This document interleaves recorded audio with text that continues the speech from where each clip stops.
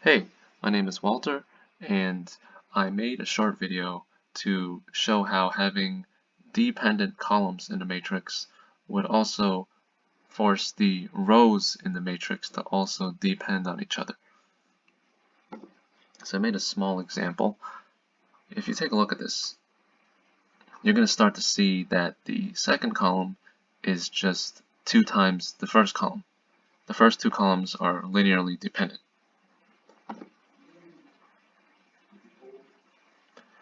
So because the first 2 columns are linearly dependent, we only have 2 independent columns in this matrix.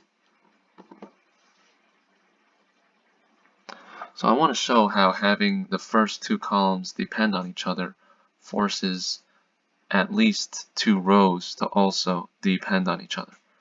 And I'm going to do that by plotting out each row. So if we treat the first column as the x coordinate, the second column as the y coordinate, and third column as the z coordinate, right, we can plot out each row. So I'm going to first plot out each row, but only their x and y first on a plane. Right, so I plotted out each row as a row vector, right?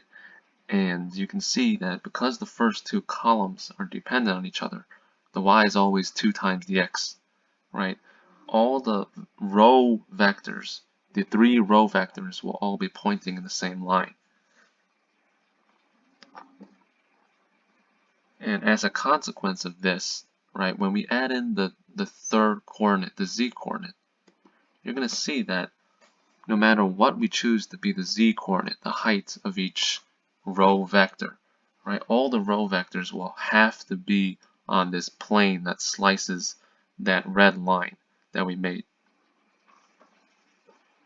So for example, the first row vector is 1, 2, 7, right? So I just scoot 7 units up. I do the same for the remaining 2 row vectors.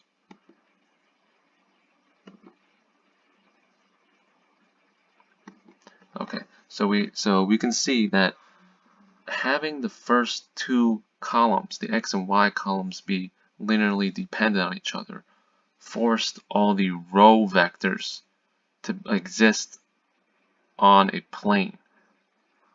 And because all the row vectors are on a plane, the maximum number of independent row vectors is 2.